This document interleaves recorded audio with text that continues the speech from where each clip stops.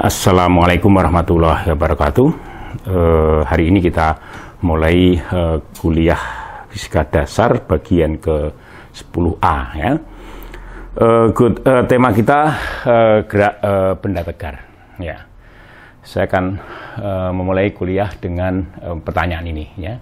Apa itu gerak benda tegar? Nah, gerak benda tegar tidak harus dialami oleh benda tegar. Ya, setiap benda tegar kalau bergerak itu selalu disebut sebagai gerak benda tegar. Ya, geraknya ada gerak benda tegar. Tetapi untuk menjalani gerak benda tegar atau yang menjalani atau mengalami gerak benda tegar itu tidak harus benda tegar, gitu. Nah, oleh karena itu kemudian kita perlu mendefinisikan atau memahami konsep gerak benda tegar itu agar kita kemudian bisa mengambil kesimpulan dengan tepat ya, apakah suatu benda atau itu gerak benda tegar atau bukan ya. Oke, suatu kumpulan benda titik atau benda besar ya, extended body dikatakan mengalami gerak benda tegar itu apabila jarak antar sembarang dua titik atau sembarang dua bagian benda itu tidak berubah selama gerak berlangsung, gitu. Saya rasa jelas ya. Jadi artinya kalau kita bicara misalnya sebuah benda yang mudah berubah bentuk ya, misalnya bisa saja benda semacam itu mengalami gerak benda tegar ya. Jadi asalkan atau antar bagian benda itu ya itu jaraknya sama ya selama gerakan itu ya. Good. Sekarang coba kita perhatikan sebuah sistem mekanik yang tersusun atas n buah benda titik ya, misalnya M1, M2 sampai dengan Mn yang memiliki posisi berturut-turut ya, R1 karena ini bergerak ya, benda-benda itu bergerak maka tentu R1 sebagai fungsi T, R2 sebagai fungsi T, R3 sebagai fungsi T dan seterusnya sampai dengan Rn sebagai fungsi T. Nah, situasinya seperti ini ya, kira-kira situasinya seperti ini. Jadi masing-masing benda ya itu mengalami gerak gitu masing-masing.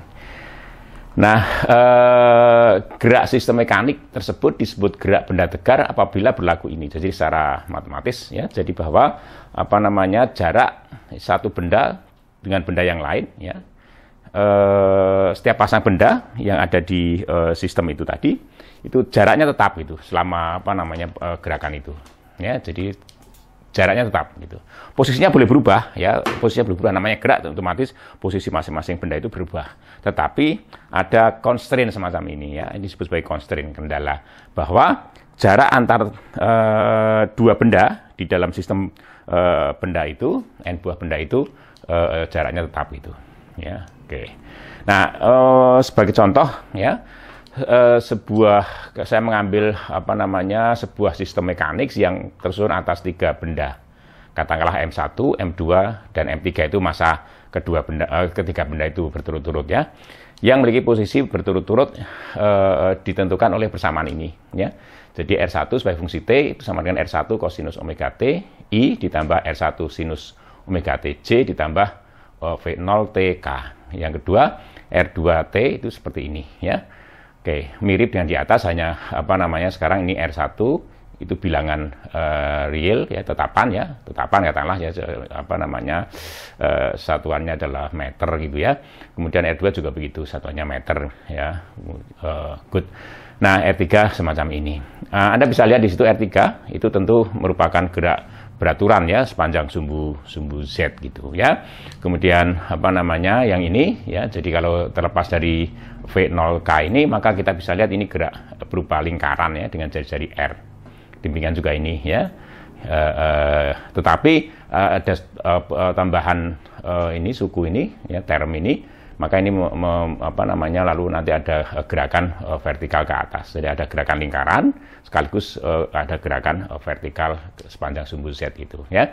Oke, nah dengan mudah kita bisa menunjukkan ya jarak ya R1 benda pertama dari benda kedua ataupun jarak dari benda pertama ke benda ketiga, jarak benda kedua ke benda ketiga itu konstan itu. konstan dan masing-masing sama dengan yang pertama ya, jarak benda pertama dari benda kedua itu R2 minus R1 ya. Nilai mutlak ini mana yang lebih besar ya. Misalnya kita ambil yang R2 ya, itu lebih besar daripada R1 misalnya ya. Good. Atau sebaliknya ya, terserah ya. Nah, situasinya seperti ini ya. Jadi situasinya seperti ini. Jadi R1 lebih besar daripada R2 gitu. Oke, jadi benda itu mengalami gerak melingkar ya, benda pertama mengalami gerak melingkar dengan jari-jari R1. Nah, bergerak melingkar itu sekaligus juga ada gerakan ke atas itu. Artinya bahwa lintasan benda pertama itu berupa helix gitu. Berupa helix ya, helix dan penambang lingkaran gitu ya.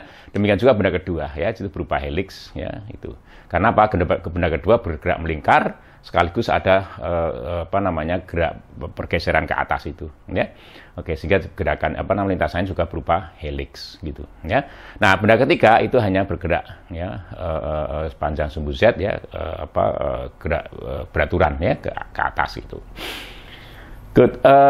Kita lihat di situ ya bahwa memang dalam situasi seperti itu maka tentu saja jarak ya dengan kecepatannya masing-masing sama ya, kecepatan ke atas itu masing-masing sama ya, sehingga ketiga-tiganya sama kecepatan ke atasnya, sehingga benda itu bergerak ke atas berbarengan sekaligus juga berputar gitu, terutama benda pertama dan benda kedua yaitu berputar ya, sehingga jarak antar ketiga benda itu satu dengan yang lain ya itu sama ya sepanjang pergerakan itu. Nah, ini contohnya ya. Ini contoh yang lain ya, contoh yang lain. Jadi sekarang benda kedua itu bergerak melingkar ya dengan pusat berada tetap di garis penghubung antara M1 dan M3. Benda pertama dan benda ketiga yaitu bergerak tentu saja karena benda bersama itu bergerak melingkar sekaligus bergerak ke atas atau bergerak helix ya, semacam itu. Benda ketiga bergerak beraturan ke atas, maka kemudian tentu saja jarak ya M1 dan M3 itu benda pertama dan benda kedua itu tetap. Kemudian garis penghubungnya juga tetap itu karena ketiga ini bergerak melingkar gitu ya. Nah, benda kedua itu bergerak melingkar dengan pusat itu di sini di titik ya pada garis penghubung antara benda pertama dan benda ketiga, dan kemudian berbarengan dengan itu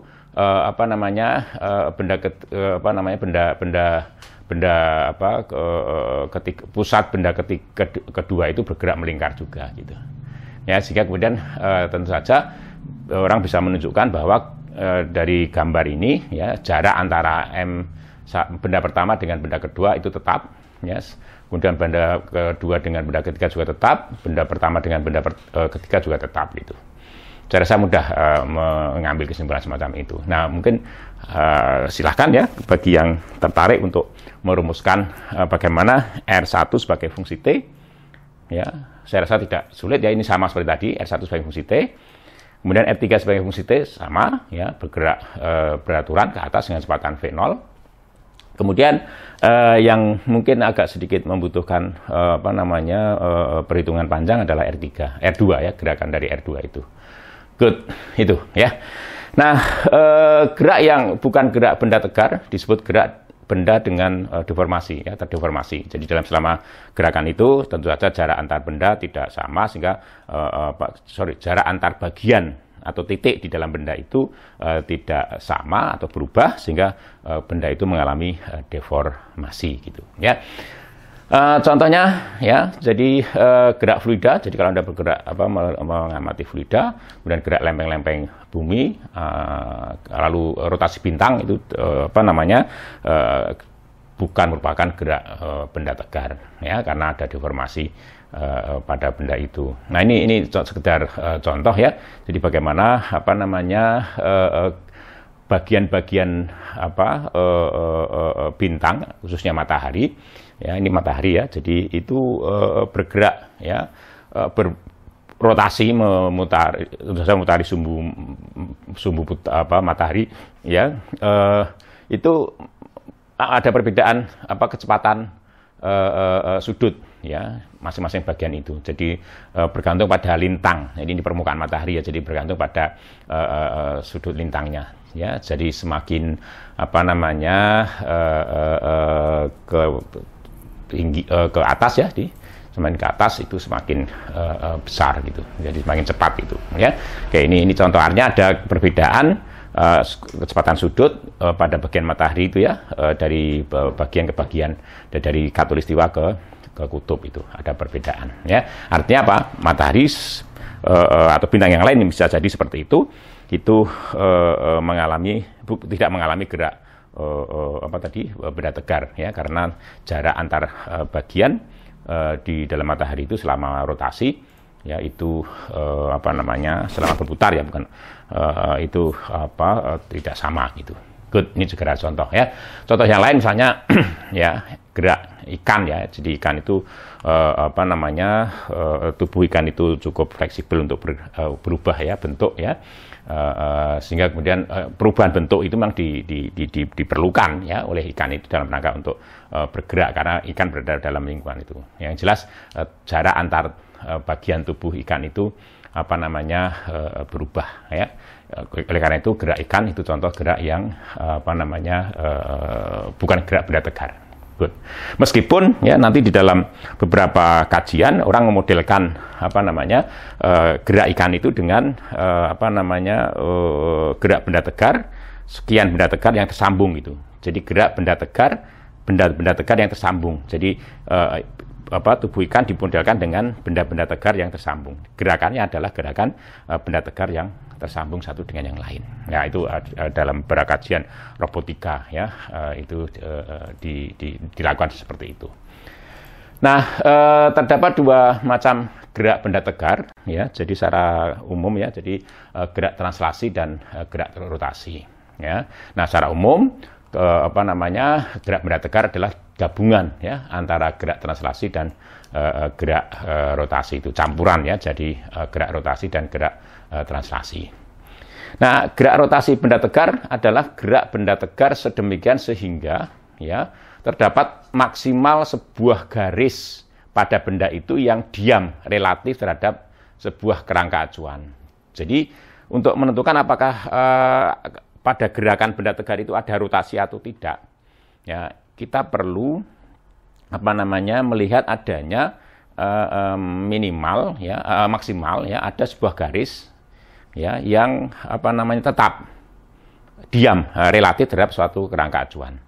Jadi garis yang ada di dalam benda tegar itu ya, jadi atau garis yang ada di dalam benda itu gitu ya. Kalau kita menemukan gerak benda tegar dan apakah di dalam gerak benda tegar itu ada rotasi atau tidak, maka kita harus menemukan maksimal ya ada garis yang diam relatif terhadap suatu kerangka acuan. Maksimal itu artinya bahwa bisa saja titik ya, titik atau maksimal sebuah garis gitu, pada benda itu gitu ya. Nah, gerak translasi benda tegar adalah gerak benda tegar sedemikian sehingga setiap titik pada benda tersebut mengalami pergeseran yang sama ya relatif terhadap suatu kerangka acuan gitu. Good. Nah, sebagai contoh ini tadi ya, jadi ini tadi gerak benda tegar ya, kita akan tunjukkan bahwa gerak ini merupakan gerak campuran ya antara rotasi dan translasi gitu. Nah, oleh karena itu kemudian kita tinjau kerangka acuan yang bergerak ya sepanjang sumbu Z itu ya, kerangka acuan yang merah ini kerangka acuan itu bergerak ya tanpa ada rotasi. Artinya bahwa sumbu-sumbu yang sejajar, ini sumbu X dan sumbu X aksen katakanlah itu selalu sejajar. Demikian juga sumbu Z dan sumbu Z aksen itu selalu sejajar gitu ya. Nah, kerangka merah itu bergerak ke atas gitu. Nah, kita lihat di situ bahwa ketiga benda ini ya terhadap kerangka yang merah itu ya mengalami rotasi gitu. Ya, ada titik yang tetap, ada garis yang tetap ya, garis yang melewati masa ketiga itu ya, vertikal ya. Di situ garis itu tetap itu ya. Oke. Nah, jadi ketiga benda ini mengalami gerak rotasi relatif terhadap ini apa namanya kerangka acuan yang merah itu yang bergerak yang ke atas dengan kecepatan V0 gitu. Oke, ya. Jadi kita menemukan kerangka acuan ya sedemikian rupa sehingga relatif terhadap kerangka acuan itu ya apa namanya ada garis ya, ada garis yang maksimal, ada garis yang tetap gitu di situ ya. Jadi ada garis yang tetap kita temukan itu ya. Oke, gitu ya. Jadi tentu saja di sini masa benda ketiga juga mengalami rotasi gitu ya. Kalau benda titik nanti bisa saja dianggap sebagai ya. Jadi kalau benda 3M itu kita pertimbangkan ya sebagai extended body, ya maka apa namanya benda 3 harus berotasi gitu ya. Oke, tapi kalau benda ketiga itu dipandang sebagai benda titik berotasi atau tidak, itu tidak ada masalah di situ ya. Oke, itu kira-kira ya gitu. Jadi kita dalam gerak yang pertama tadi, gerak benda tegar yang pertama itu tadi kita bisa menemukan apa namanya kerangka acuan ya, di mana di dalam kerangka acuan itu apa namanya ketiga benda itu mengalami rotasi gitu ya, atau kita temukan sebuah garis ya atau sebuah titik gitu ya, tergantung nanti ya apakah kita mandang M3 benda ketiga itu titik, benda titik atau sebagai extended body. Oke. Nah, kemudian apa namanya untuk gerak yang semacam ini tadi ya. Jadi yang kedua ya. Nah, kita bisa menemukan kerangka acuan yang merah ya. Nah, di dalam kerangka acuan ini adalah kerangka acuan yang bergerak ke atas dengan kecepatan V0 sekaligus berotasi gitu ya. Jadi kerangka acuan yang merah itu apa namanya bergerak ke atas dengan kecepatan V0 sekaligus berotasi. Sementara benda pertama dan benda ketiga itu diam di dalam kerangka acuan yang merah itu. Ya, diam relatif terhadap kerangka acuan yang merah itu, ya. Ya tergantung apakah apa namanya M1 dan M3 itu dipandang sebagai benda titik atau tidak. Kalau M1 dan M3 itu dipandang sebagai benda titik, ya maka boleh dikatakan dia diam. Tapi kalau M1 dan M3 itu dipandang sebagai extended body, benda besar gitu, ya tidak dianggap sebagai benda titik, maka M3 harus berotasi relatif terhadap sumbu X aksen ini ya, terhadap sumbu X aksen ini. Ya, berotasi terhadap sumbu X aksen itu ya. Nah, kemudian bersama-sama ya tentu saja apa namanya diam di sini berotasi di sini ya, tidak mengalami translasi terhadap sumbu kerangka acuan yang merah itu ya. Oke. Nah, sementara M2 benda kedua itu bergerak ya melingkar, mengelilingi titik yang ada di sumbu X aksen ya. Oke.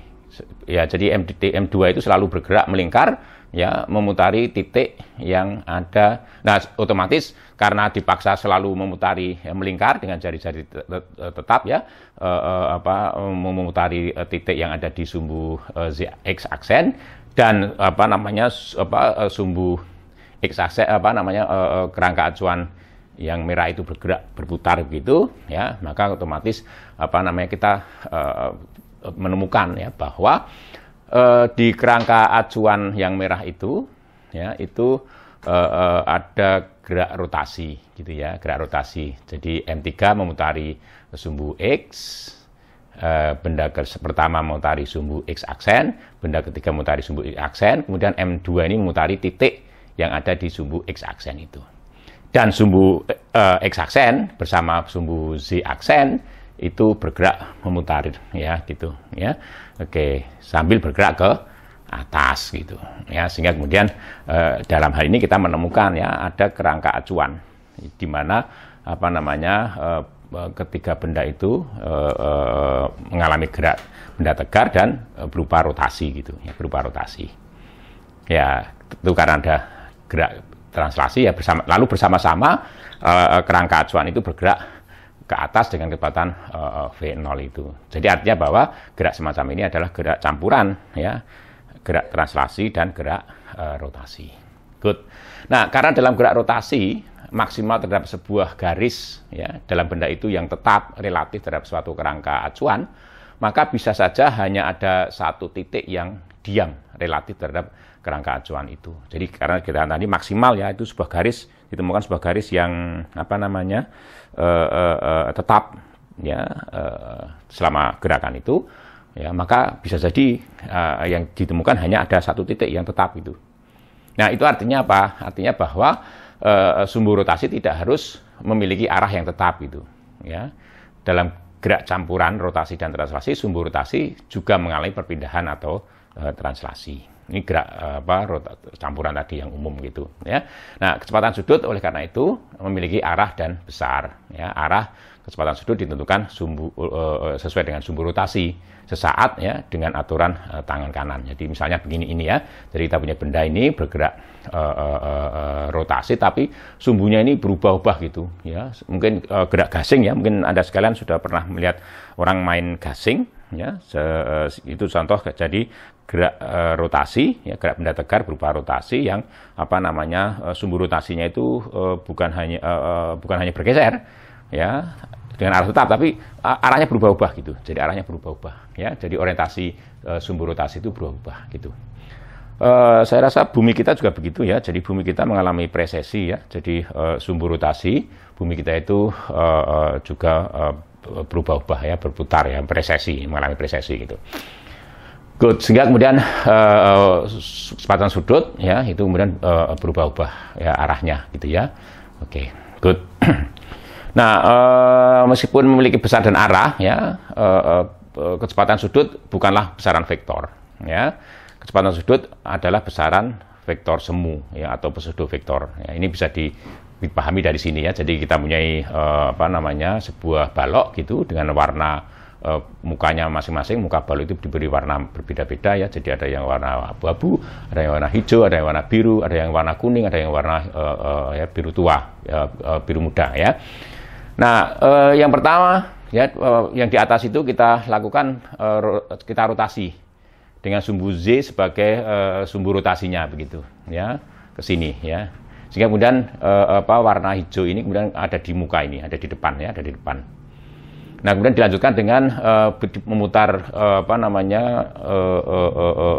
kubus itu, ya, dengan sumbu Z sebagai sumbu rotasinya. Sehingga kemudian warna hijau itu ada di samping kanan, ya, ini.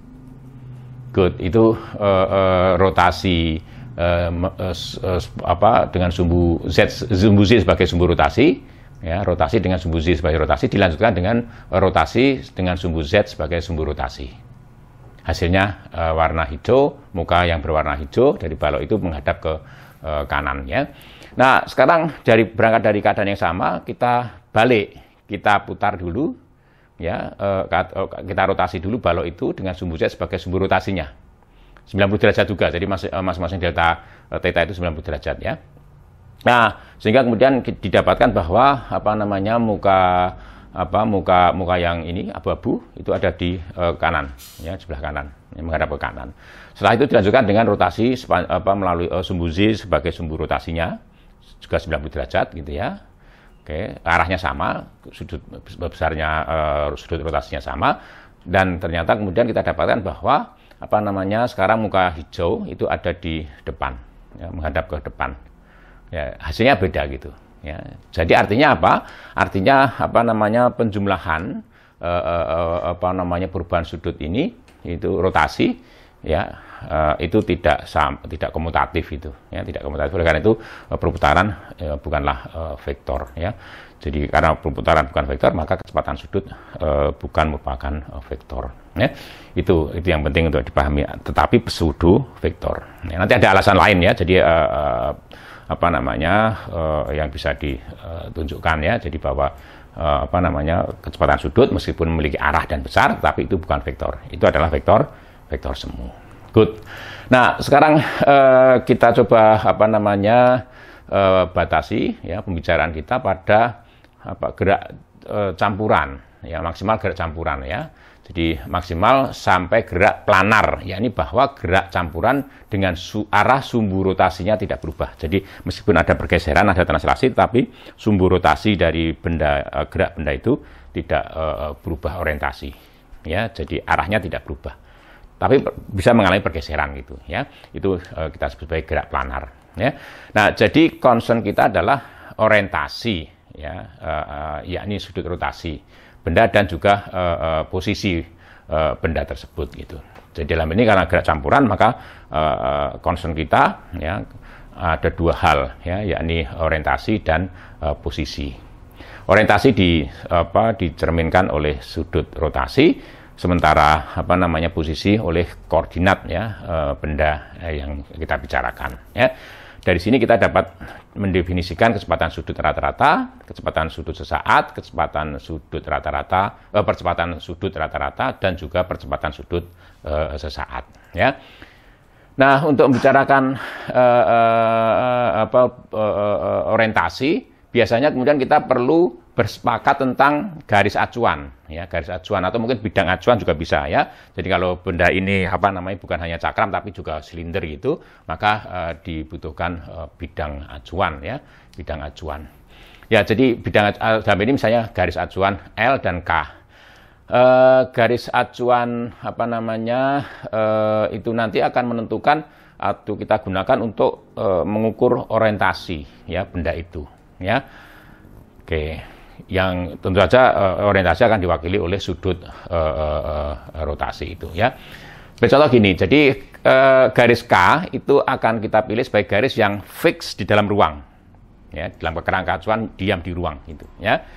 Sementara garis L itu menempel pada benda yang mengalami gerak translasi atau rotasi itu ya.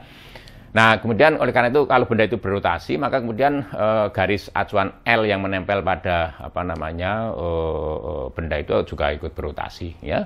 Sehingga kalau semula ada di sini garis L itu, kemudian kalau benda itu berputar berlawanan dengan perputaran jarum jam sejauh theta, maka kemudian orientasinya berubah gitu ya. Sehingga kemudian sekarang benda itu memiliki orientasi seperti ini. Yakni bahwa orientasinya dicerminkan oleh sudut theta ini. Kalau ini tadi orientasinya 0, maka ini orientasi benda itu theta. Ya, jadi bahwa sudut antara garis acuan K yang fix di dalam ruang dengan garis acuan L yang menempel pada benda itu. Oke, nah ini setelah kita rotasi lebih jauh gitu ya, kita putar lebih jauh sejauh delta theta, maka kemudian tentu orientasinya berubah ya. Sekarang orientasinya adalah theta plus delta theta. Ya, ini sudut yang dibentuk oleh garis L yang nempel pada benda itu dengan garis K ya di sini. Oke, jadi itu yang dimaksud dengan orientasi. Jadi orientasi itu diwakili atau digambarkan oleh sudut ya. Oke, sudut. Ya, good. Nah, sekarang kita coba membicarakan kecepatan sudut rata dan kecepatan sudut sesaat ya. Sebuah benda tegar mengalami rotasi pada sumbu tetap. Jadi kita misalkan ada sebuah benda tegar mengalami rotasi pada sumbu tetap gitu. Nah, misalkan pada saat T sama dengan T1, orientasi benda tegar itu adalah theta 1. Kemudian pada saat T sama dengan T2, orientasinya theta 2. Ya. Maka kecepatan sudut rata-rata dari T1 sampai dengan T2, ya, kecepatan sudut benda itu, ya, benda yang berotasi itu, rata-rata dari T1 sampai T2 diberikan oleh ini. Jadi rasio antara theta 2 dikurangi theta 1 dibagi dengan T2 minus T1. Ya, tentu kalau sudut diukur dalam radian, ya, maka kecepatan sudut rata-ratanya adalah radian per detik atau per sekon gitu ya. Itu satuannya. Nah, sekarang kemudian jika T1-nya adalah T dan T2-nya adalah T plus delta T nanti diusahakan kecil gitu ya. Kemudian pada saat T itu theta 1 sama dengan theta T, dan pada saat T2 atau T plus delta T itu theta 2 sama dengan theta T plus delta T ya. Ya, karena benda bergerak gitu ya, maka kita bisa mengetahui fungsi sebagai theta sebagai fungsi T gitu ya, sehingga bisa diketahui ini.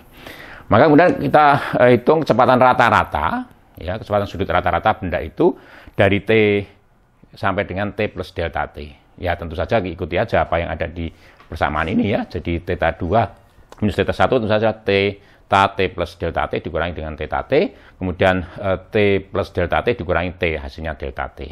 Nah, ini adalah kecepatan rata-rata dari T sampai dengan T plus delta T.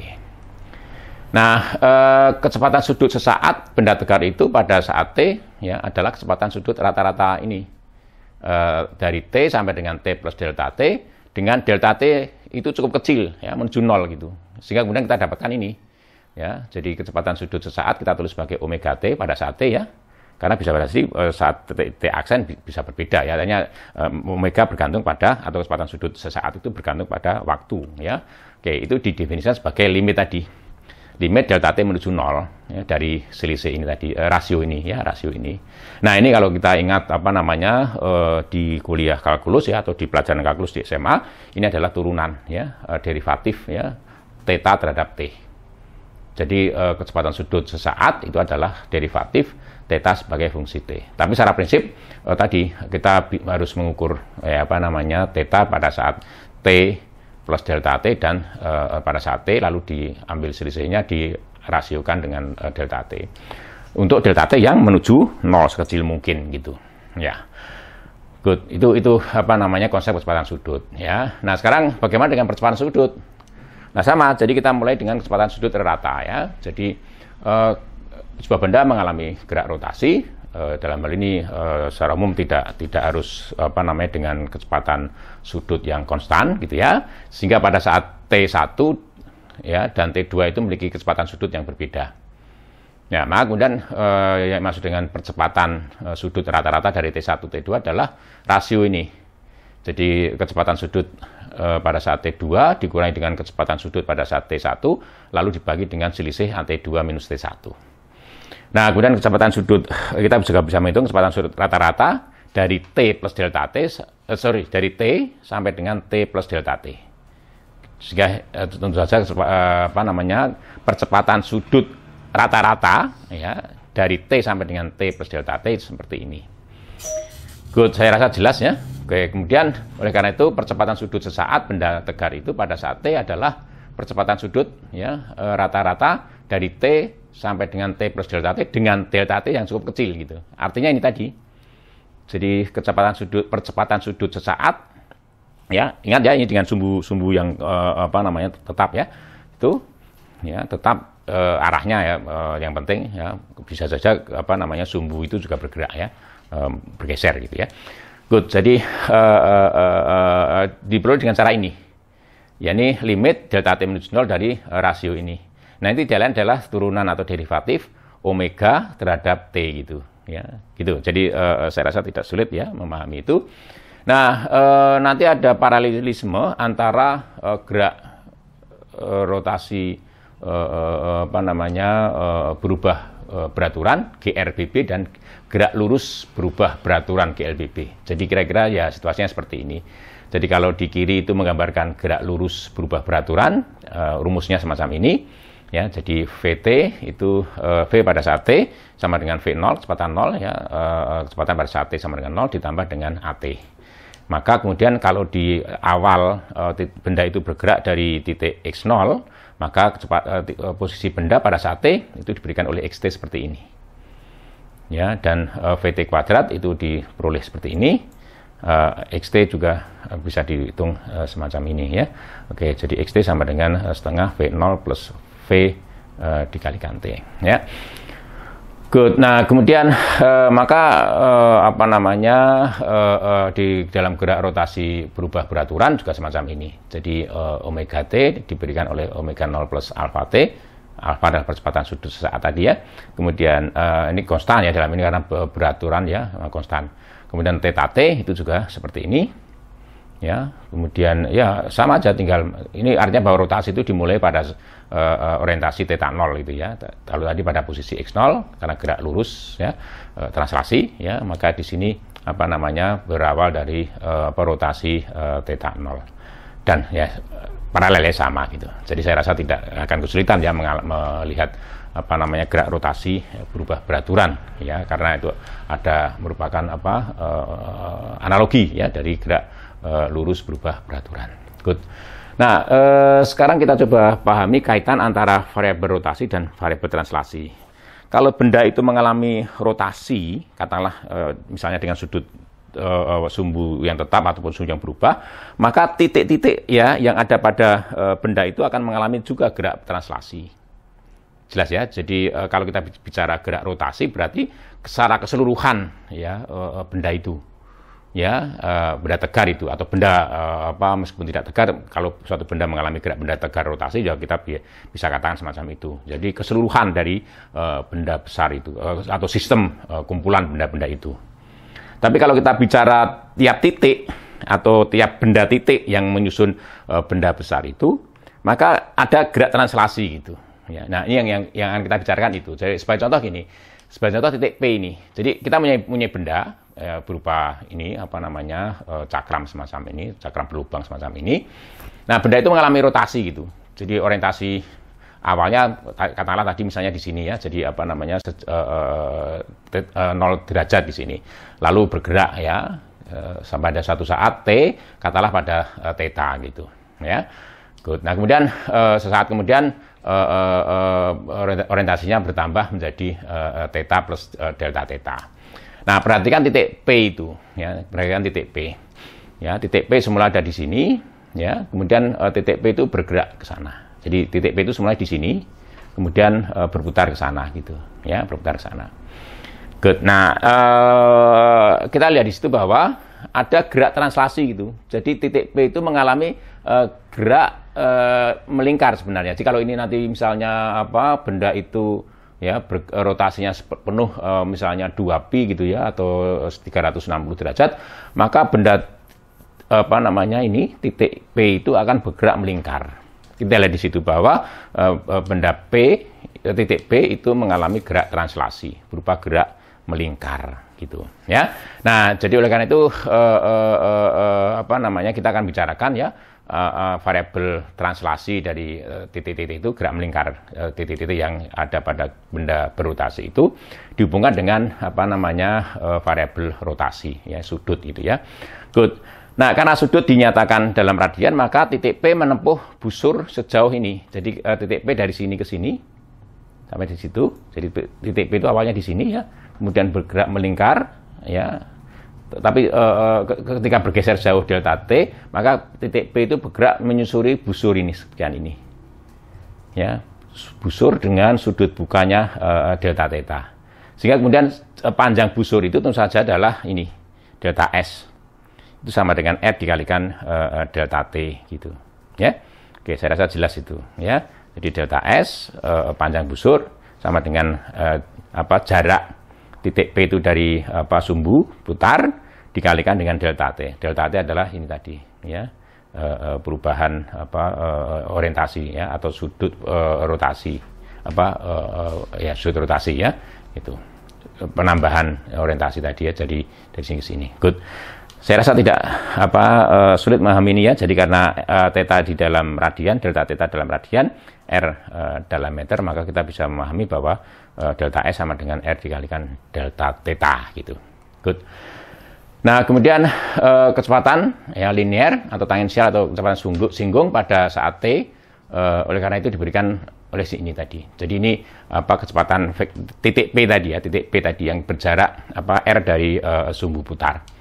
Itu akan mengalami kecepatan tangensial atau kecepatan linear atau kecepatan singgung ya senilai ini ya. Jadi delta S per ini delta T ya. Jadi ini salah ketik, ini mestinya adalah delta T.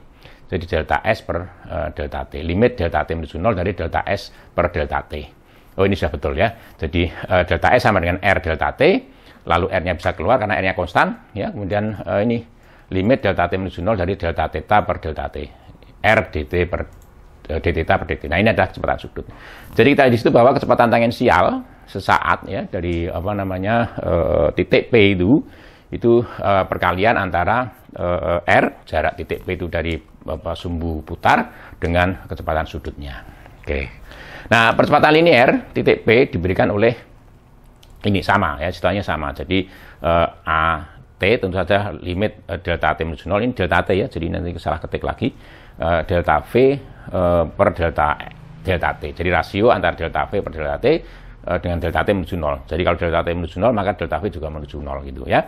Oke, kemudian limit ini delta V bisa diganti dengan ini, R dikalikan ini tadi, mengingat ini tadi ya, delta V mestinya sama dengan R-nya konstan dikalikan delta omega per delta T. Lalu delta T menuju 0 ya. Nah, R-nya bisa keluar, kemudian ini. Nah, ini tidak lain adalah turunan omega kecepatan sudut ya terhadap waktu gitu. Ya, sehingga kemudian kita dapatkan ungkapan bahwa percepatan tangensial ya titik P itu ya yang berjarak r dari sumbu putar itu adalah perkalian antara r jaraknya ya dari dengan apa namanya percepatan sudut ya alfa itu. Good, saya rasa jelas ini ya. Nah, kita kembali ke apa namanya kasus umum ya. Jadi di mana rotasi umum ya, di mana kecepatan sudut itu bisa berubah arah ya karena sumbu putarnya berubah. Jadi sumbu putar ini berubah-ubah sehingga kecepatan sudut itu berubah-ubah juga gitu. Nah, kemudian kita bisa dengan mudah ya nanti bisa mengambil kesimpulan. Jadi ini adalah kecepatan tangensial tadi. Jadi kalau kita tinjau benda itu dan kita mengukur apa namanya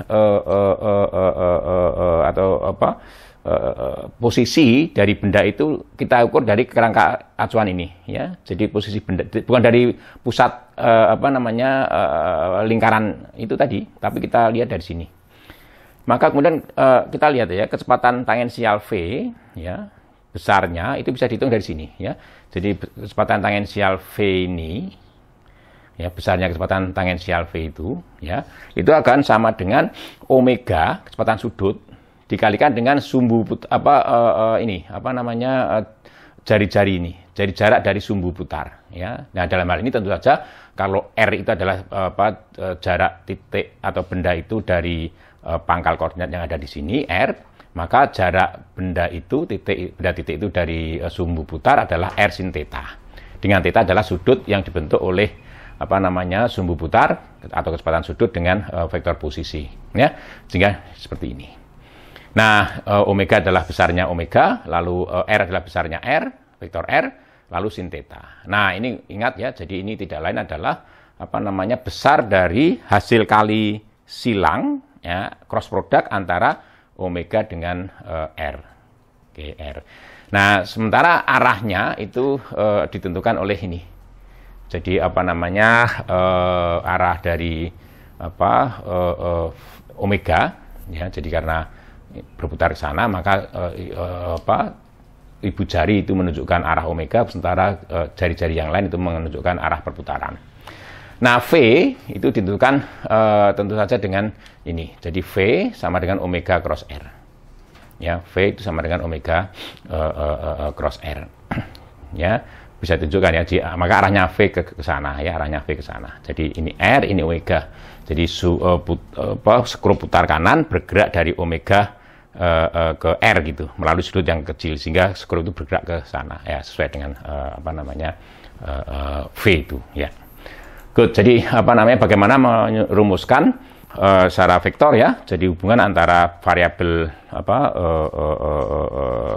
tangensial ya dengan variabel rotasi gitu. Ya, kalau kita bicara tangensial artinya kita bicara tiap titik ya di dalam benda tegar yang berputar atau di dalam benda yang mengalami gerak rotasi tadi gitu ya. Good. Selanjutnya percepatan linear masing-masing titik pada benda tegar ya yang mengalami gerak rotasi diperoleh dengan menurunkan kecepatan linear tadi terhadap waktu ya. Jadi ini A itu sama dengan dv per dt. Sementara V itu kan tadi sama dengan omega cross R, dan omeganya vektornya harus ada vektor harusnya omega cross R. Nah, oleh karena itu kemudian diturunkan masing-masing ya. Jadi omega d omega per dt ini lagi-lagi lupa ya. Jadi ada vektornya, ada tanda panahnya di atas ya. Kemudian cross R. Jadi ini menggunakan dalil Leibniz itu ya. Kalau ada perkalian cross product antara dua buah vektor kemudian diturunkan, maka kemudian berlaku ini. Jadi aturan Leibniz ini ya. Faktor pertama diturunkan ya, faktor kedua dibiarkan, lalu ditambah dengan faktor pertama dibiarkan, faktor kedua diturunkan. Nah, d omega per dt tidak lain adalah alfa ya. Kemudian kemudian dr per dt itu sama dengan v ya. Jadi dapatkan ungkapan ini. Menariknya adalah ya bahwa bisa tunjukkan ya. Jadi alfa ya suku pertama ruas paling kanan ya. Alfa ini juga vektor harusnya ya, ada tanda panah vektor ya. Alfa cross r ya. Itu sama dengan AT, kecepatan tangensial. Jadi bisa ditunjukkan arahnya ya, arahnya itu pasti tangensial ya. Jadi AT. Kemudian suku yang kedua itu tidak lain adalah percepatan sentripetal. Jadi omega cross V ya, ini di besarnya sekian ini. Nah, kalau di hitung tidak lain adalah karena sinus 90 derajat itu adalah 1. Nah, kemudian ini adalah omega dikalikan V. Nah, omega dikalikan V dikalikan R per R ya. Jadi kemudian kita dapatkan omega dikalikan R itu sama dengan V, lalu V kuadrat per R. Nah, ini percepatan sentripetal. Jadi percepatan yang dialami oleh titik di dalam benda yang bergerak rotasi sembarang itu tersusun atas dua percepatan ya, percepatan tangensial dan percepatan sentripetal gitu. Sekarang kita bicarakan pusat massa sebuah benda. Nah, pusat massa adalah titik di dalam ruang ya, tempat seolah-olah keseluruhan massa benda tegar yang kita bicarakan itu berada gitu. Tidak harus benda tegar ya, benda extended body katakanlah gitu ya, itu berada. Kalau benda tegar otomatis pusat massa itu akan tetap gitu. Tapi kalau benda itu mengalami deformasi, perubahan bentuk dan sebagainya, ukuran, maka kemudian pusat massa akan bergeser gitu ya.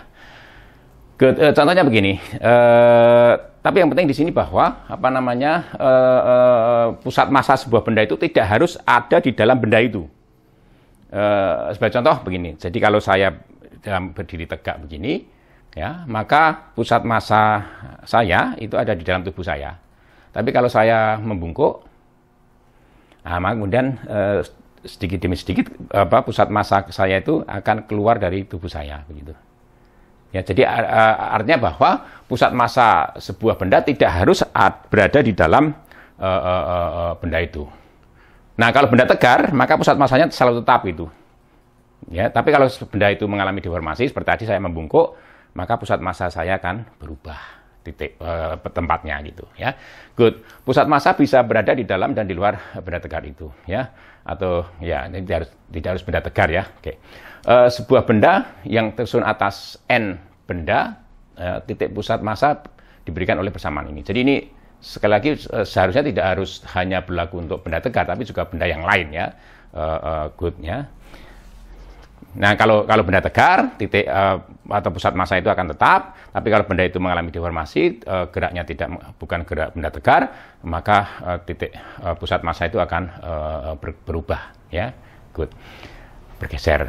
Ya, kalau benda tegar itu mengalami translasi, otomatis pusat massanya bersama benda itu akan bergerak. Jadi pusat massa tetap di dalam benda itu. Kalau itu benda tegar atau benda itu mengalami gerak benda tegar. Oke.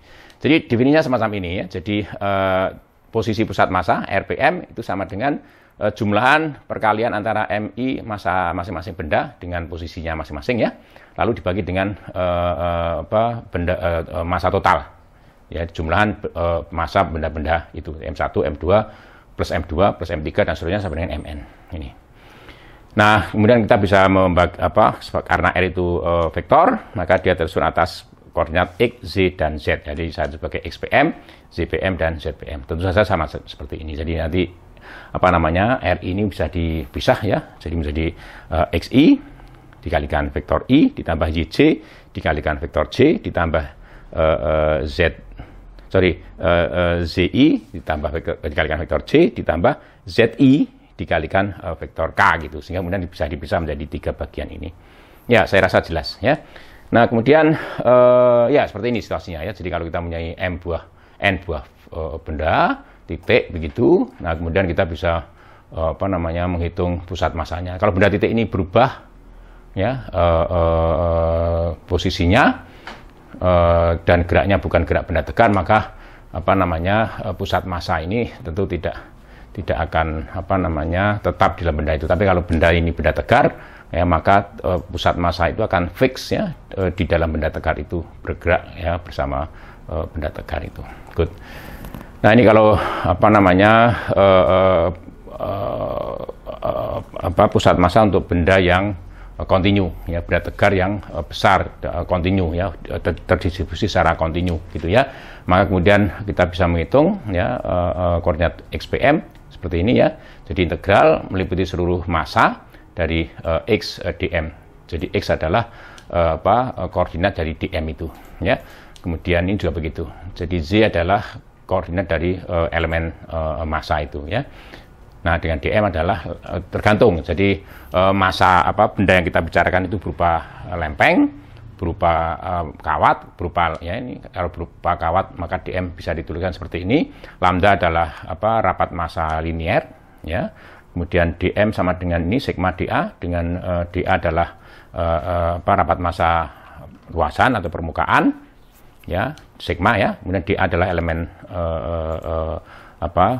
luas dari elemen massa dm itu. Di sini dl adalah panjang dari elemen massa dm. Nah, atau kalau berupa benda bervolume, maka kemudian dm itu akan sama dengan rho dikalikan dv. Dengan rho adalah rapat massa volume ya. Kemudian dv adalah elemen volume atau volume bagi elemen massa dm itu.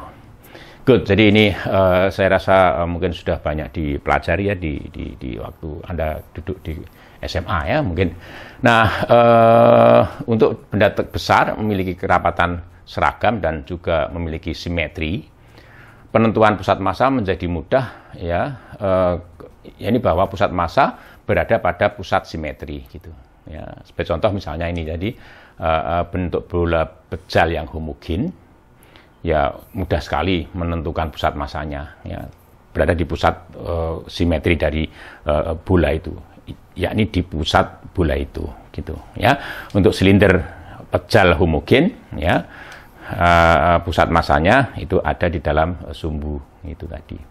Ya ini kalau orang ingin menghitung tadi, ini harusnya gambarnya ada di depan tadi ya. Jadi cara menghitung pusat massa adalah kita memotong-motong ya benda itu menjadi elemen-elemen massa gitu, kecil-kecil begitu, lalu kemudian dikalikan dengan R gitu ya, lalu diintegralkan, lalu dibagi dengan massa total dari benda itu. Ya, saya rasa itu. Good. Sekarang kita coba telaah energi kinetik rotasi. Jadi kalau benda berotasi, ya masing-masing titik atau elemen pada benda berotasi itu akan mengalami translasi. Ya. Ada memiliki kecepatan, ya. Kalau ada memiliki kecepatan, otomatis kita bisa bicara tentang energi kinetik.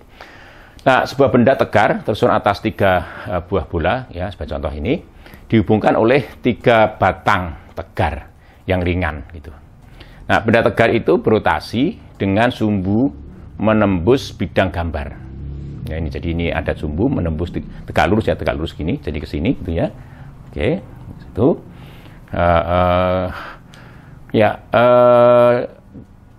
Benda itu berotasi demikian rupa sehingga 3 bola itu memiliki jarak dari sumbu seperti ditunjukkan pada gambar. Jadi benda pertama memiliki jarak R1 dari sumbu rotasi, benda kedua memiliki jarak R2 dari sumbu rotasi, dan benda ketiga memiliki jarak R3 dari sumbu rotasi. Ya, good. Nah, oleh karena itu kemudian kita bisa menghitung energi kinetik ya sistem itu. Kalau batang ini diabaikan massanya sangat ringan, ya bisa diabaikan massanya, maka kemudian energi kinetik sistem ini tentu adalah jumlahan dari energi kinetik milik M1, energi kinetik milik M2, dan energi kinetik milik M3. Ini jadi T1, T2, T3. Jadi energi kinetik benda pertama ini setengah M1 V1 kuadrat, energi kinetik benda kedua ya setengah M2 V2 kuadrat, dan yang ketiga ini. Nah, masing-masing ini V1 bisa diganti dengan R1 omega tadi ya, ada hubungan antara gerak translasi rotasi ya dengan variabel rotasi ya, ini saya rasa ya V1 sama dengan R1 omega. Kemudian V2 itu sama dengan R2 omega ya, ini saya rasa tidak sulit memahami ini ya. Jadi V3 tentu sama dengan R3 dikalikan omega lalu dikuadratkan. Oke, nah kemudian omeganya bisa dikeluar. Jadi karena benda itu berotasi maka ya benda itu tegar, maka kemudian kecepatan sudutnya sama gitu ya, kecepatan sudutnya sama, sehingga kemudian omega bisa keluar gitu. Kita dapatkan ini. Nah, ungkapan yang ada dalam tanda kurung ini kemudian kita kesepakati untuk kita beri nama momen inersia gitu. Jadi I, momen inersia dari benda ini tadi ya, dari benda ini tadi itu adalah jumlahan ini ya. Jadi M1 R1 kuadrat ditambah M2 R2 kuadrat ditambah M3 R3 kuadrat. Ya, oke. Nah, sehingga kemudian kita dapatkan bahwa T, energi kinetik benda tegar itu, atau energi kinetik benda yang mengalami gerak benda tegar itu, rotasi, ya, itu seperti ini. Karena ini rotasi murni, ya, maka kemudian energi kinetiknya bisa diungkapkan dalam ungkapan ini. Jadi variabel rotasi itu tadi. Jadi T sama dengan setengah I dikalikan omega kuadrat. Good. Nah, kalau kita bandingkan dengan energi kinetik translasi, ya, setengah mv kuadrat, maka ini seolah akan menempati, karena omega itu berpadanan dengan apa namanya v, ya, v kecepatan linear, omega kecepatan sudut, maka ininya nanti akan berpadanan dengan merupakan timpalan, ya, atau counterpart bagi massa gitu. Kalau massa adalah ukuran apa namanya kelembaman atau keengganan sebuah benda untuk mengalami percepatan linear atau translasi, maka apa namanya momen inersia itu merupakan ukuran kelembaman untuk rotasi, untuk apa namanya menambah kecepatan sudut itu. Ya, ini ukuran keengganan untuk mengubah kecepatan gitu, ya. Tidak hanya menambah tapi juga mengurangi, tentu saja. Jadi kelembaman itu nanti berperan, ya, di dalam mengurangi ataupun menambah kecepatan. Ya, kalau kita bicara gerak translasi kecepatan linear, maka itu dilakukan oleh massa benda itu. Tapi kalau apa namanya dalam gerak rotasi itu dilakukan oleh momen inersia. Jadi momen inersia adalah ukuran kelembaman, ya, untuk rotasi, untuk apa namanya gerak rotasi gitu, ya. Nah, untuk benda tegar yang tersusun atas n benda titik bermasa M1, M2 sampai dengan Mn yang memiliki jarak berturut-turut R1, R2, Rn dari sumbu putar, maka energi kinetiknya tentu saja seperti ini, ya. Mirip dengan tadi, hanya sekarang ada n buah benda gitu, ya. Akhirnya kita dapatkan ungkapan yang sama. Sehingga kemudian secara umum kalau kita mempunyai n buah benda bergerak dalam gerak benda tegar, ya, berotasi, ya, misalnya, maka kemudian kita bisa menghitung apa namanya momen inersia sistem yang tersusun atas n buah benda titik itu, ya, seperti ini. Nah, kemudian energi kinetiknya juga sama. Jadi jumlahan energi kinetik masing-masing benda itu akan sama dengan ini, ya, ungkapannya mirip dengan energi kinetik untuk gerak translasi, ya, setengah I dikalikan omega kuadrat. Good. Untuk benda tegar, momen inersia diberikan oleh persamaan ini, ya. Jadi dm adalah elemen volume, kemudian r adalah apa namanya jarak dari sumbu putar gitu. Nah, di dalam hal ini dm bisa diganti dengan rho dv. Rho adalah rapat massa benda tegar itu, dv adalah apa namanya elemen volumenya. Nah, kemudian integral dilakukan meliputi seluruh volume benda itu. Jadi M ini bisa dilalu, kalau setelah di M itu bisa diganti atau disebut dengan ini rho dv, maka kemudian integralnya M batas integral atau wilayah integrasinya meliputi seluruh V ruang atau tempat benda itu berada, ya, yang diisi oleh benda itu, ya. Tergantung nanti kemudian orang bisa saja kalau ini tadi kan apa namanya benda tegar itu memiliki volume. Ya, kalau benda tegar itu berupa kawat, maka dm-nya sama dengan ini. Seperti tadi, ya, ketika kita bicara tentang pusat massa, ya, dm-nya adalah perkalian antara apa namanya panjang elemen dm itu dengan rapat massa, ya, linear, ya, lambda. Nah, kalau kita bicara lempeng, ya, maka dm itu adalah bisa diganti dengan ini sigma dikalikan dA. Dengan dA adalah luas elemen dm itu, sigma adalah rapat massa permukaan atau rapat massa luasan, ya. Nah, momen inersia untuk itu merupakan, ya, besaran aditif. Jadi untuk sumbu yang sama, maksudnya untuk sumbu yang sama, momen inersia itu adalah apa namanya besaran aditif. Artinya kalau kita mengetahui sebuah benda tersusun atas sekian banyak benda, masing-masing benda yang menyusun benda itu diketahui momen inersianya, maka terhadap sumbu yang sama, maka kemudian momen inersia sistem yang tersusun atas n buah benda, sekian benda itu adalah jumlahan momen inersia masing-masing benda itu. Nah, sekarang kita ambil contoh, ya. Kita ambil contoh gelang homogen, ya, dengan sumbu putar melalui pusat gelang tegak lurus pada bidang gelang. Situasinya seperti ini, ya. Jadi kita punya gelang, ya, homogen artinya bahwa rapat massanya sama di setiap tempat, ya, itu di dalam pada gelang itu. Oke, jadi oleh karena itu lambda itu bisa dihitung sebagai apa namanya perkalian antara keliling ya massa gelang itu ya dibagi dengan keliling gelang itu ya. Diputar dengan sumbu putar ya tegak lurus pada bidang gelang atau cincin ya melalui pusatnya gitu ya.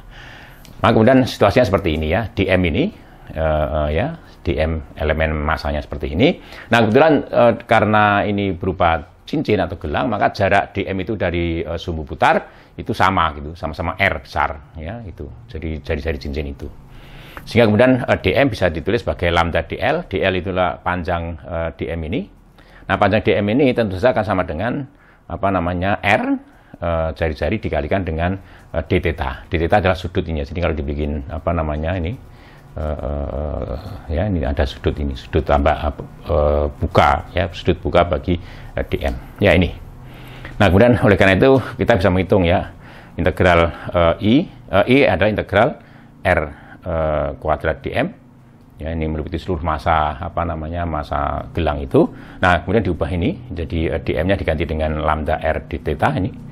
Sehingga kita dapatkan apa namanya r-nya jarak dm dari sumbu putar itu adalah r besar kuadrat ya, sehingga kemudian kita dapatkan ini jadi 2pi integral ini ya, karena theta r lambda dan r besar itu konstan, maka kemudian integralnya hanya d theta ini. D theta integral 0 sampai dengan 2pi d theta itu sama dengan 2pi muncul ini ya, kemudian dapatkan ini. Jadi momen inersial cincin atau gelang terhadap sumbu putar semacam itu adalah ini m dikalikan r kuadrat, dengan m besar adalah massa cincin itu, r besar adalah jari-jari cincin itu. Nah contoh yang kedua kita bicara batang homogen ya, batang homogen. Jadi sebuah batang memiliki panjang L ya, homogen ya. Jadi rapat massanya seragam di mana-mana ya. Jadi tidak ada yang lebih rapat ya atau yang lebih renggang gitu, sama kerapatannya ya. Nah, kemudian diputar pada sumbu putar yang melalui pusatnya tegak lurus terhadap garis memanjang memanjang batang itu ya. Ini sumbu putarnya. Nah, kemudian dm ya. Ini ya, panjang dm adalah dl atau dx ya, dalam ini bisa diganti dx, sehingga kemudian dm adalah lambda dikalikan dx. Lambda adalah rapat massa linear, jadi panjang L itu dibagi massa batang itu dibagi dengan L. Ini massa batang itu dibagi dengan L, lalu dikalikan dx, sehingga kemudian kita dapatkan ini bahwa momen inersia itu sama dengan ini ya. Jadi r kuadrat itu diganti dengan x kuadrat, lalu dm diganti dengan ini m per L dikalikan dx. Nah, integralnya dari minus setengah L sampai dengan plus setengah L. Dapat ini, dan itu tidak lain apa namanya ya ini tentu saja ya. Jadi ini bisa dihitung ya, jadi sama dengan apa 1/12 ya, 1/12 ya, 1/12. Jadi ini ya 1/12 ml kuadrat ya, tidak saya tulis ini ya, 1/12 ml kuadrat. Oke. Ya. Nah, sekarang kita coba bicarakan teorema sumbu sejajar ya, teorema sumbu sejajar. Nah, kita mempunyai sebuah benda, dalam ini tabung ini ya, misalnya benda yang berupa tabung pecal gitu ya. Kemudian apa namanya terletak ya, jadi sedemikian rupa sehingga pusat massanya terletak di RPM di sini. Nah, kalau kita apa namanya misalkan ya kita putar terhadap sumbu putar yang melalui pusat massa ya, itu katakanlah sama dengan I PM ya. Maka kemudian pertanyaannya bagaimana kalau benda ini ya diputar ya dengan mengalami rotasi dengan rotasi sumbu rotasi ini gitu ya. Jadi semula berotasi memutari sumbu SPM itu, lalu kemudian kita ubah rotasinya, sekarang rotasinya memutari sumbu S, dengan sumbu S itu sejajar dengan sumbu SPM yang jaraknya senilai H begitu. Nah, di situ kemudian ada teorema yang mungkin akan memudahkan kita, Ya ini teorema sumbu sejajar yang disebut sebagai teorema sumbu sejajar ya. Andaikan situasi tadi kemudian menghasilkan ini bahwa momen inersia terhadap sumbu putar ini tadi, jadi terhadap sumbu putar yang ini ya, yang sejajar dengan sumbu putar yang melalui pusat massa dan berjarak sejauh h itu diberikan oleh ini. I sama dengan IPM ya, ditambah dengan M dikalikan H kuadrat. M adalah massa benda itu. Good, saya rasa jelas ya. Lebih jelas lagi kalau kita bicara contoh.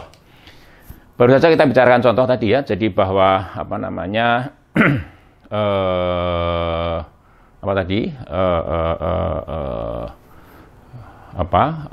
pusat massa tadi ya, pusat massa batang ya, batang tadi diputar melalui ini, kita ketahui tadi sama dengan 1/12 ya, 1/12 ml kuadrat gitu, 12 ml kuadrat.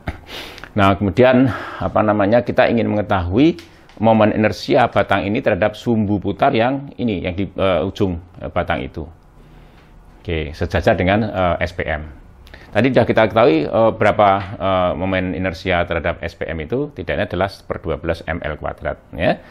Nah, kemudian untuk menghitung momen inersia terhadap sumbu putar yang ada di sini ya, maka kemudian kita tinggal menambahkan massa benda itu ya dikalikan dengan H kuadrat. Dalam hal ini jarak antara sumbu S dengan sumbu SPM itu adalah setengah L gitu. Sehingga kemudian kita hitung ini. Jadi M dikalikan setengah L dikuadratkan. Hasilnya adalah 1/3 ml kuadrat. Nah, ini tentu Anda bisa juga menghitung ya dengan integral ini tadi ya. Jadi Anda bisa lakukan integral ini tadi dari 0 sampai dengan L gitu ya, jadi bisa juga dihitung semacam itu ya. Tentu saja X itu lalu dihitung jarak dari pangkal tadi dari sini ya, dari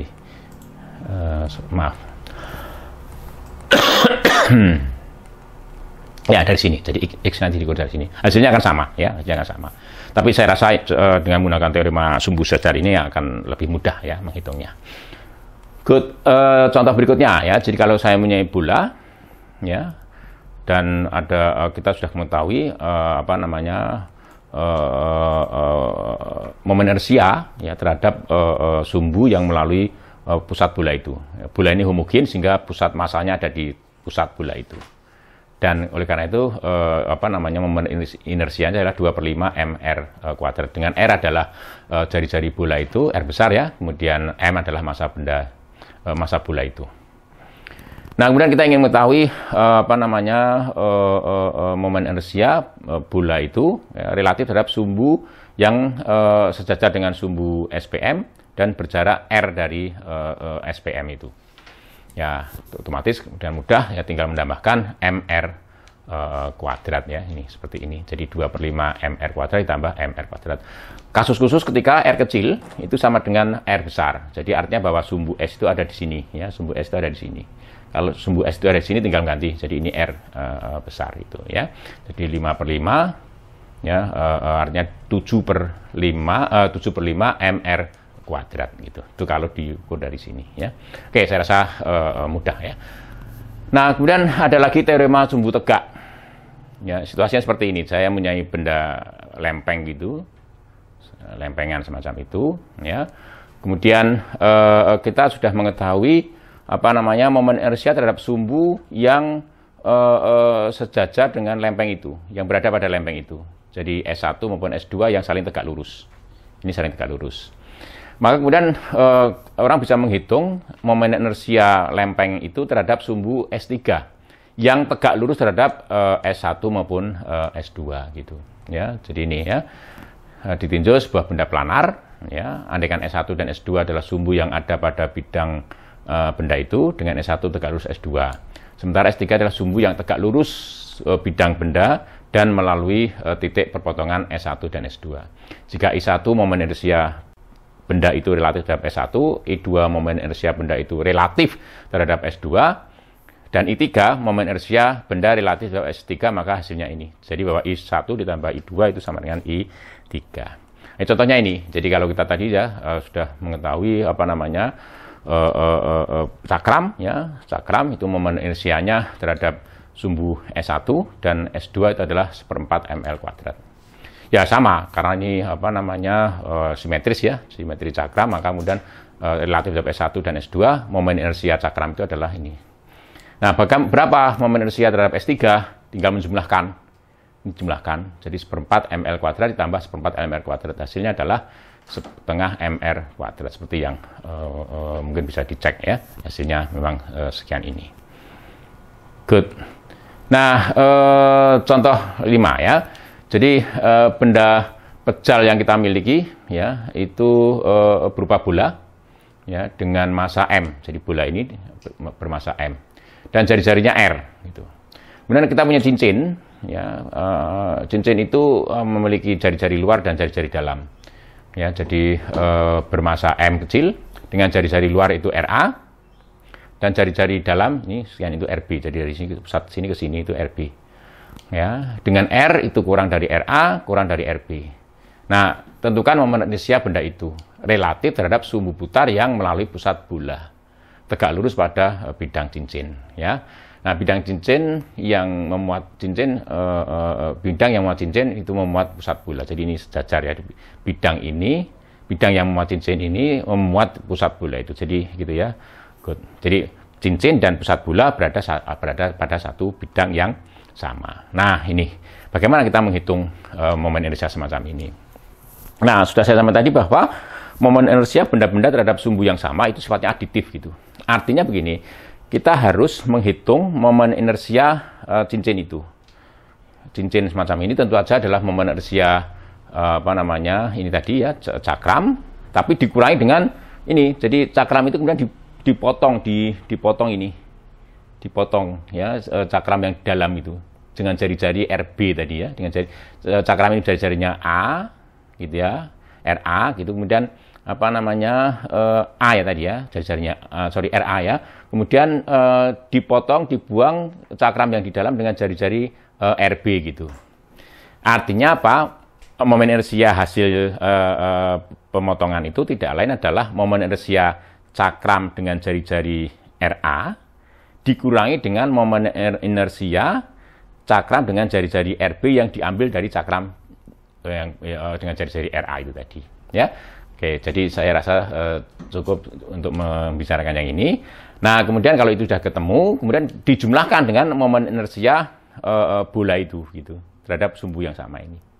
Oke, saya rasa cukup jelas ya. Jadi artinya bahwa momen inersia sistem semacam ini ya itu merupakan momen inersia bola ditambah dengan momen inersia cincin itu. Oke, saya rasa jelas ya. Demikian juga ini ya, jadi hanya saja sekarang diubah ya, jadi sumbu rotasinya diubah. Saya rasa tidak ada masalah ya. Oke. Good, karena kita juga sudah mengetahui ya momen inersia cakram terhadap sumbu rotasi yang berada pada bidang yang memuat cakram itu ya. Good, sekarang kita bicara momen gaya ya. Gaya tunggal maupun jamak yang dikerjakan pada sebuah benda itu memiliki dampak beragam. Gaya tunggal akan memberikan kemungkinan gerak translasi, percepatan linear, dan gerak rotasi, percepatan sudut gitu. Nah, sementara gaya dalam jumlah lebih dari satu akan memungkinkan adanya kesetimbangan selain dua kemungkinan di atas. Ya, jadi kalau kita hanya bicara hanya satu gaya yang bekerja pada sebuah benda, maka kemungkinan besar ya benda itu akan mengalami gerak translasi berupa percepatan linear ya, jadi dan juga percepatan sudut. Tetapi kalau ada lebih dari satu gaya, maka bisa jadi ada kesetimbangan, ada kemungkinan bahwa sistem itu akan setimbang. Ya, hal itu ditentukan oleh letak garis kerja gaya-gaya tersebut ya, dan juga titik tangkap gaya itu. Sebagai contoh ini.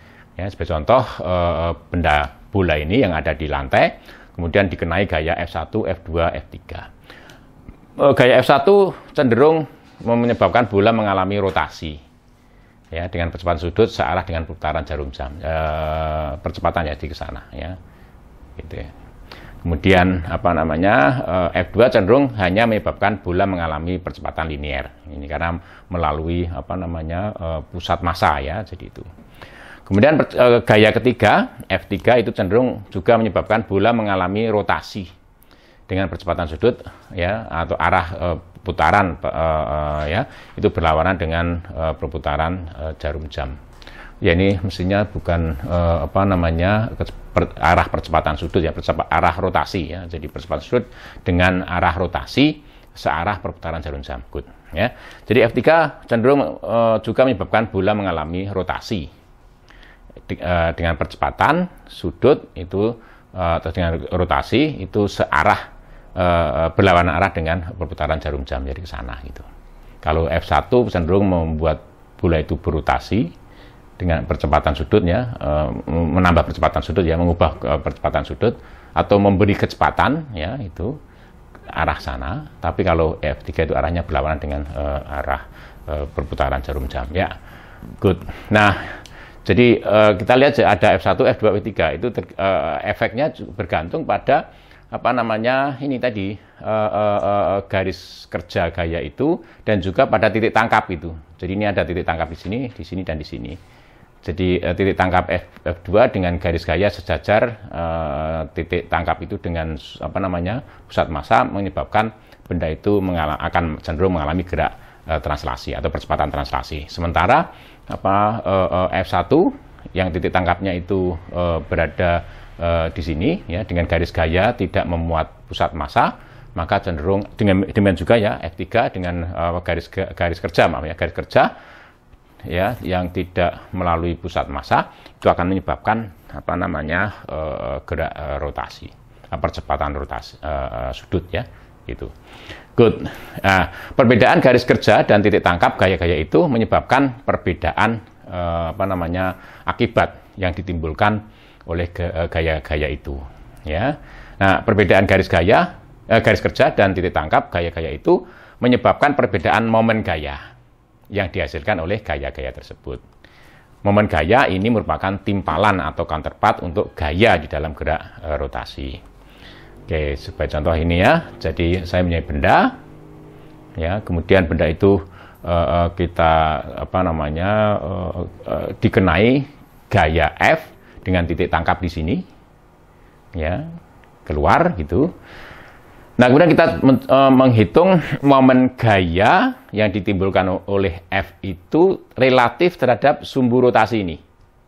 Ya, sumbu rotasi itu keluar dari sini, masuk ke dalam benda itu, keluar di sini ke sana, ya, gitu. Jadi sumbu rotasinya ini, ya, masuk ke dalam benda itu, ya. Nah, kemudian posisi titik tangkap terhadap apa namanya sumbu ini, ya, terhadap sumbu rotasi itu R gitu. Ya, R, sehingga kemudian kita apa namanya besar momen gaya relatif terhadap sumbu S itu kita definisikan sebagai ini tau, ya, besarnya tau. Jadi momen gaya itu nanti apa namanya vektor semu, besarnya vektor momen gaya itu ini itu sama dengan besarnya R, jarak ya ini ke di sini ke apa namanya sumbu rotasi itu dikalikan dengan besarnya F dikalikan sin V. Apa itu V? V adalah sudut yang dibentuk oleh R dan F gitu. Jadi ini sudut yang dibentuk oleh R dan F.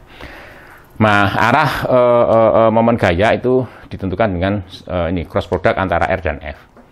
Ya, jadi kalau dihitung ya arah momen gaya tau adalah tegak lurus pada vektor R dan pada gaya F. Searah dengan arah gerak skrup putar kanan yang diputar dari R menuju ke vektor F melalui sudut terkecil. Ya, kita kembali ke sini ya. Ya, jadi momen gaya tau itu tegak lurus terhadap R dan tegak lurus terhadap F gitu. Nah, ada dua kemungkinan, ke depan atau ke belakang sana. Sudut itu apa arahnya ditentukan oleh skrup putar kanan yang diputar dari R ya, arah R itu menuju ke arah F melalui sudut yang paling kecil gitu ya, sehingga kemudian tentu saja arahnya ke sana. Jadi R itu ke sana ya, R itu ke sana ya, diputar dari ke sini. Jadi kalau ada skrup putar kanan diputar dari sini ke sini, arahnya masuk ke sana ya, ke arah itu. Nah, itu adalah momen gaya, arah momen gaya. Besar momen gaya diberikan oleh ungkapan ini ya. Good. Nah, jadi momen gaya tau itu merupakan hasil kali silang antara vektor R dengan vektor F gitu ya. Oke, jadi ini tau sama dengan R cross F. Nah, momen gaya merupakan suatu pseudo vektor, ya, vektor semu, ya. Karena kalau diminta untuk alasannya apa kok disebut vektor semu, ya secara matematis tau itu merupakan cross product atau hasil kali silang antara vektor sejati. R itu vektor sejati dan F itu gaya, itu vektor sejati, ya. Cross product hasil kali silang antara dua vektor sejati, hasilnya adalah vektor semu, gitu. Good. Nah, jika resultan momen gaya yang bekerja pada sebuah benda tegar itu 0, maka benda tegar itu tidak mengalami rotasi atau berotasi dengan kecepatan sudut yang tetap. Ya, jadi kalau momen gaya total yang bekerja pada sebuah benda itu sama dengan 0, maka benda itu akan diam atau akan berotasi dengan kecepatan sudut yang tetap, gitu.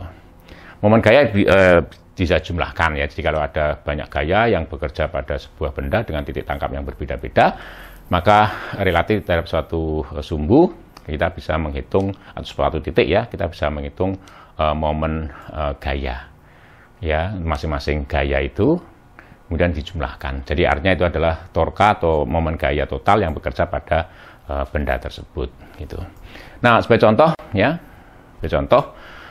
diketahui sebuah tegangan ini, jadi kita punyai sistem semacam ini, ya. Jadi ada pelang nama gitu yang bentuknya semacam ini, ada kawat yang untuk menggantungkan itu, kemudian ada batang itu di sini ada engsel. Jadi kalau tanpa kawat ini, batang itu akan bisa mengayun gitu, ya.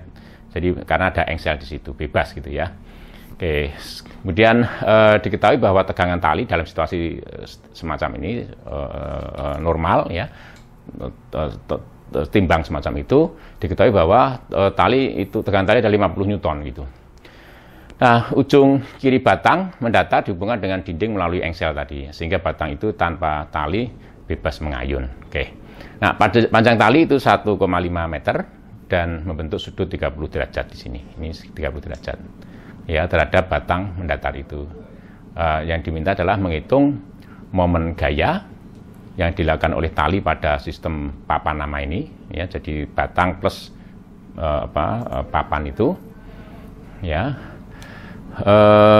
Tentukan massa papan ditambah batang jika percepatan gravitasi setempat 10 meter per sekon kuadrat gitu. Nah, ini apa yang ditanyakan, ya.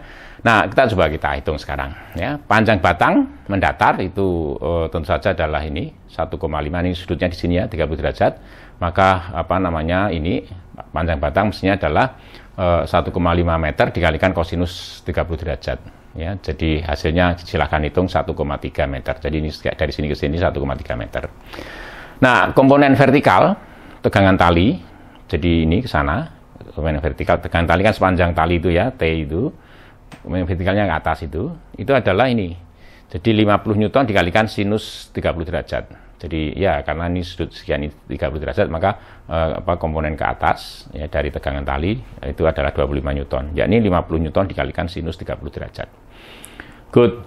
Nah, momen gaya, ya, akibat tegangan tali tadi, ya, tentu saja adalah ini tadi, ya. Jadi 1,5 meter, ya, 1,5 meternya lengan ya, dikalikan 1,3 meter dikalikan 25. Jadi ini nanti dari sini adalah lengan gaya, ya, jadi lengan gaya. Oke, jadi oleh karena itu akan sama dengan ini 32,5 Newton meter. Ini adalah momen gaya tegangan tali, ya. Oke, good.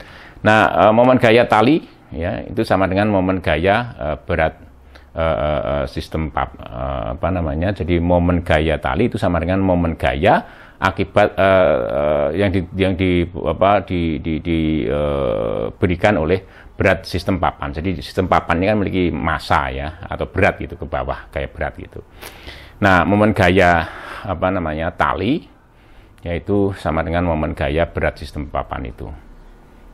Ya, jadi ya harus itu, jadi momen gaya tali sama itu karena ini ada kesetimbangan, ya, jumlahan resultan momen gaya itu sama dengan 0, ya, sehingga ini harus sama, ya. Momen gaya yang diberikan oleh ini akan sama dengan momen gaya yang diberikan oleh gaya gravitasi. atau berat ya sistem papan itu. Akibatnya W itu akan sama dengan 50 Newton. Ya, dari sini ya kita dapatkan bahwa berat papan itu harus 50 Newton. Oke, dari mana itu? Ya dari sini, dari persamaan ini tadi ya, dari persamaan ini. Jadi setengah momen gaya tali sudah diketahui tadi ya 32,5 Newton meter. Kemudian momen gaya berat sistem papan maksudnya adalah berat sistem papan itu ya dikalikan dengan setengah ini, setengah kali 1,3 itu. Sehingga kemudian kita bisa menghitung berat sistem ini tadi sama dengan 50 Newton. Dari situ kemudian kita bisa ambil kesimpulan bahwa massa sistem ini papan nama plus batang itu sama dengan 50 Newton dibagi dengan 10 meter per sekon kuadrat sama dengan 5 kilogram. Good. Nah, contoh berikutnya ya, sebuah balok memiliki ukuran tinggi H gitu, tebal T dan lebar sembarang, lebarnya ke sana ya, sembarang. Nah, sebuah bidang miring memiliki sudut alfa ya, sedemikian sehingga balok tersebut akan selalu terguling ya jika diletakkan di atas ya seperti pada gambar. Ya, di atas bidang miring itu ya. Jadi kalau di balok ini tanpa gaya F ya, ini kalau diletakkan gitu pasti akan mengguling ke sana. Nah, agar balok itu tidak terguling ya ke depan, ke kiri, maka diperlukan ada gaya F ini. Jadi gaya F yang memiliki titik tangkap di sini. Ya, ini ke sana, didorong dari kiri gitu. Ya, pada dengan titik tangkap memiliki ketinggian H aksen ya dari bidang miring. Ya, good. Ya, situasinya seperti itu. Ya. Nah, jika balok terbuat dari bahan yang memiliki kerapatan merata, tentukan besar gaya F agar balok tidak terguling. Ya, itu pertanyaannya. Ya. Kemudian tentukan syarat agar balok tidak terguling dan juga tidak mengalami percepatan linier. Gitu ya pertanyaannya. Nah, tanpa gaya F, balok itu terguling. Artinya, momen gaya oleh komponen mg sin alfa, ya, itu akan lebih besar daripada momen gaya komponen mg cos alfa. Maksudnya begini. Jadi, balok ini ya akan memiliki gaya berat mg gitu. Nah, mg itu akan bisa diuraikan atas gaya mg sin alfa dan mg cos alfa.